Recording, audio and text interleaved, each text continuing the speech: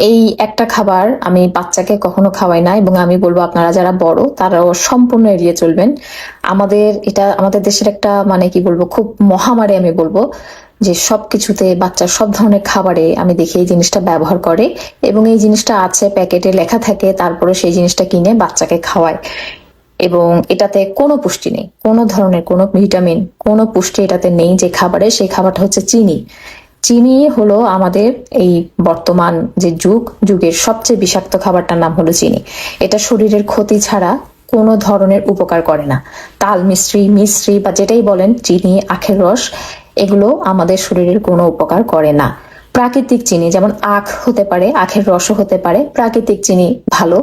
কিন্তু আমি যে চিনির কথা বলছি সেটা হচ্ছে কৃত্রিম চিনি। আপনি যখন কোনো খাবার কেনেন, দেখবেন সেটার প্যাকেটে লেখা থাকে কত percent added sugar. Added sugar হলো মানবদেহের জন্য খুবই ক্ষতিকর।